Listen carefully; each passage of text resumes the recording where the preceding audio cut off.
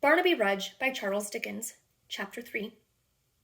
Such were the locksmith's thoughts when first seated in the snug corner, and slowly recovering from a pleasant defect of vision, pleasant because occasioned by the wind blowing in his eyes, which made it a matter of sound policy and duty to himself that he should take refuge from the weather, and tempted him for the same reason to aggravate a slight cough, and declare he felt but poorly. Such were still his thoughts more than a full hour afterwards, when, supper over, he still sat, with shining jovial face in the same warm nook, listening to the cricket-like chirrup of little Solomon Daisy, and bearing no unimportant or slightly respected part in the social gossip round the maypole fire. "I wish he may be an honest man, that's all," said Solomon, winding up a variety of speculations relative to the stranger, concerning whom Gabriel had compared notes with the company, and so raised a grave discussion. "I wish he may be an honest man." "So we all do, I suppose, don't we?" observed the locksmith. "I don't," said Joe. "No?" cried Gabriel. "No. He struck me with his whip, the coward, when he was mounted and I afoot, and I should be better pleased that he turned out what I think him." "And what may that be, Joe?" "No good, Mr. Varden.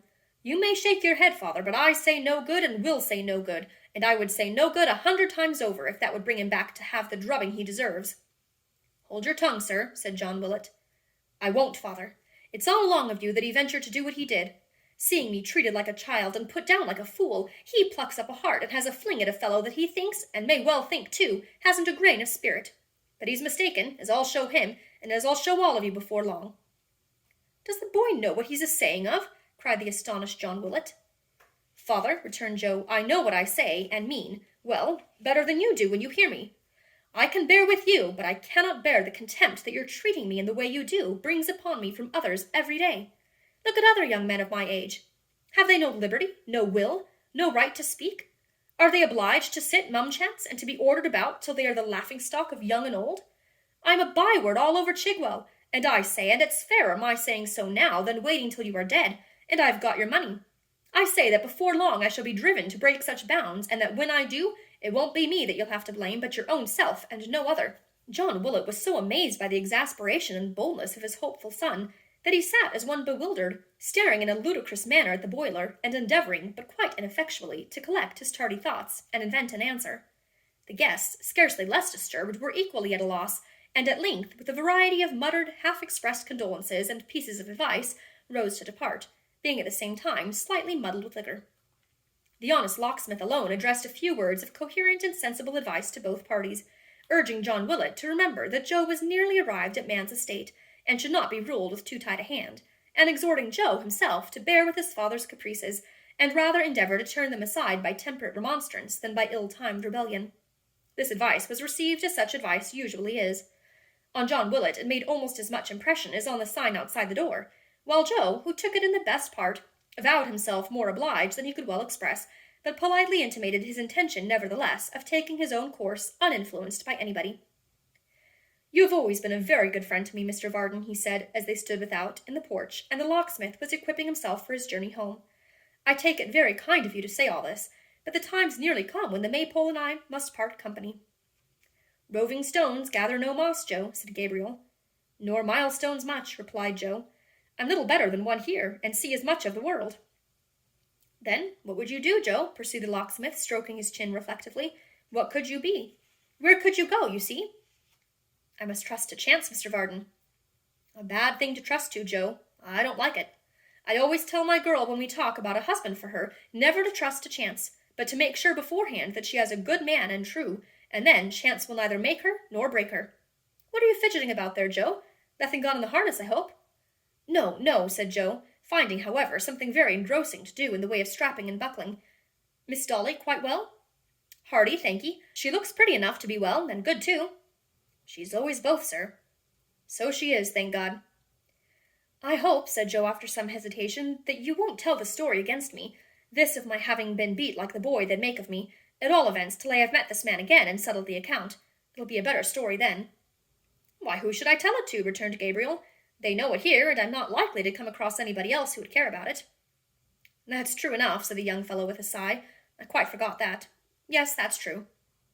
So saying, he raised his face, which was very red, no doubt from the exertion of strapping and buckling as aforesaid, and giving the reins to the old man, who had by this time taken his seat, sighed again and bade him good night.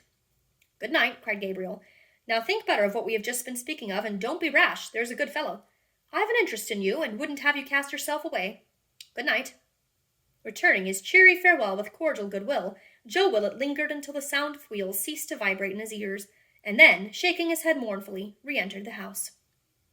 Gabriel Varden went his way towards London, thinking of a great many things, and most of all of flaming terms in which to relate his adventure, and so account satisfactorily to Mrs. Varden for visiting the Maypole, despite certain solemn covenants between himself and that lady.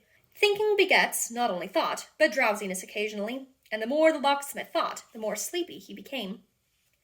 A man may be very sober, or at least firmly set upon his legs on that neutral ground which lies between the confines of perfect sobriety and slight tipsiness, and yet feel a strong tendency to mingle up present circumstances with others which have no manner of connection with them, to confound all consideration of persons, things, times, and places, and to jumble his disjointed thoughts together in a kind of mental kaleidoscope, producing combinations as unexpected as they are transitory.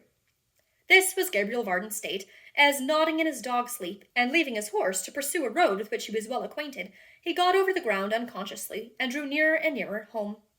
He had roused himself once, when the horse stopped until the turnpike gate was opened, and had cried a lusty "good night" to the toll-keeper. But then he awoke out of a dream about picking a lock in the stomach of the great mogul, and even when he did wake, mixed up by the turnpike man with his mother-in-law, who had been dead 20 years. It is not surprising, therefore, that he soon relapsed, and jogged heavily along, quite insensible to his progress.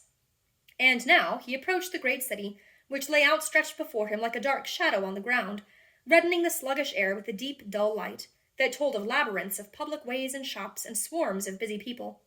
Approaching nearer and nearer yet, this halo began to fade, and the causes which produced it slowly to develop themselves. Long lines of poorly lighted streets might be faintly traced, with here and there a lighter spot, where lamps were clustered round a square or market, or round some great building. After a time these grew more distinct, and the lamps themselves were visible, slight yellow specks that seemed to be rapidly snuffed out one by one, as intervening obstacles hid them from the sight. Then sounds arose, the striking of church clocks, the distant bark of dogs, the hum of traffic in the streets. Then outlines might be traced, tall steeples looming in the air, and piles of unequal roofs oppressed by chimneys.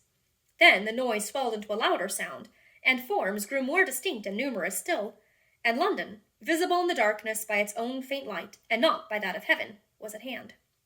The locksmith, however, all unconscious of its near vicinity, still jogged on, half sleeping and half waking, when a loud cry, at no great distance ahead, roused him with a start.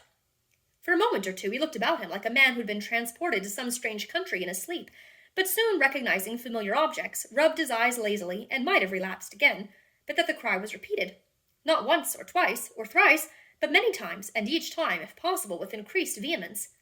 Thoroughly aroused, Gabriel, who was a bold man and not easily daunted, made straight to the spot, urging on his stout little horse, as if for life or death.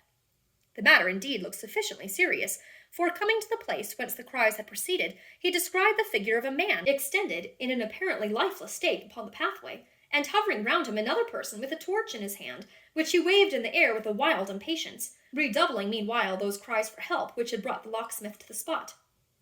"What's here to do?" said the old man, alighting. "How's this? What? Barnaby?" The bearer of the torch shook his long loose hair back from his eyes, and thrusting his face eagerly into that of the locksmith, fixed upon him a look which told his history at once. "You know me, Barnaby?" said Varden. He nodded, not once or twice, but a score of times, and that with a fantastic exaggeration which would have kept his head in motion for an hour, but that the locksmith held up his finger, and fixing his eye sternly upon him caused him to desist, then pointed to the body with an inquiring look. "There's blood upon him," said Barnaby with a shudder. "It makes me sick." "How came it there?" demanded Varden.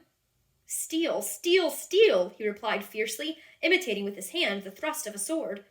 "Is he robbed?" said the locksmith. Barnaby caught him by the arm, and nodded yes, then pointed towards the city. "Oh," said the old man, bending over the body and looking round as he spoke into Barnaby's pale face, strangely lighted up by something that was not intellect. "The robber made off that way, did he? Well, well, never mind that just now. Hold your torch this way, a little farther off. So. Now stand quiet while I try to see what harm is done." With these words he applied himself to a closer examination of the prostrate form, while Barnaby, holding the torch as he had been directed, looked on in silence, fascinated by interest or curiosity, but repelled, nevertheless, by some strong and secret horror which convulsed him in every nerve. As he stood at that moment half shrinking back and half bending forward, Both his face and figure were full in the strong glare of the link, and as distinctly revealed as though it had been broad day. He was about 23 years old, and though rather spare, of a fair height and strong make. His hair, of which he had a great profusion, was red, and hanging in disorder about his face and shoulders, gave to his restless looks an expression quite unearthly, enhanced by the paleness of his complexion and the glassy lustre of his large protruding eyes. Startling as his aspect was, the features were good, and there was something even plaintive in his wan and haggard aspect. But the absence of the soul is far more terrible in a living man than in a dead one, and in this unfortunate being its noblest powers were wanting. His dress was of green, clumsily trimmed here and there, apparently by his own hands, with gaudy lace, brightest where the cloth was most worn and soiled, and poorest where it was at the best. A pair of tawdry ruffles dangled at his wrists, while his throat was nearly bare. He had ornamented his hat with a cluster of peacock's feathers, but they were limp and broken, and now trailed negligently down his back. Girt to his side was the steel hilt of an old sword without blade or scabbard, and some party-colored ends of ribbons and poor glass toys completed the ornamental portion of his attire.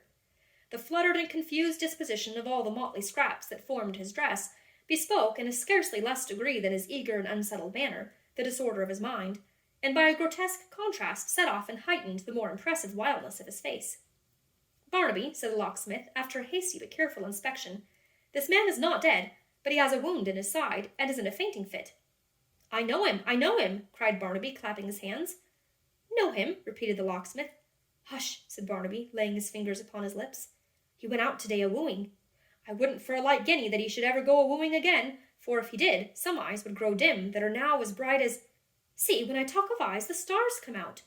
Whose eyes are they? If they are angels' eyes, why do they look down here and see good men hurt, and only wink and sparkle all the night?" "Now heaven help this silly fellow," murmured the perplexed locksmith. "Can he know this gentleman? His mother's house is not far off. I'd better see if she can tell me who he is.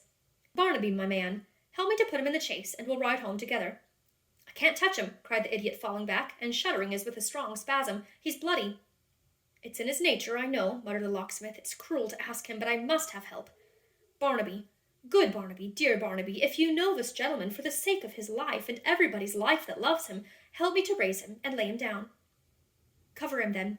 Wrap him close. Don't let me see it. Smell it. Hear the word. Don't speak the word. Don't. No, I'll not. There, you see, he's covered now. Gently. Well done, well done." They placed him in the carriage with great ease, for Barnaby was strong and active, but all the time they were so occupied he shivered from head to foot, and evidently experienced an ecstasy of terror. This accomplished, and the wounded man being covered with Varden's own greatcoat, which he took off for the purpose, they proceeded onward at a brisk pace, Barnaby gaily counting the stars upon his fingers, and Gabriel inwardly congratulating himself upon having an adventure now, which would silence Mrs. Varden on the subject of the Maypole for that night, or there was no faith in woman.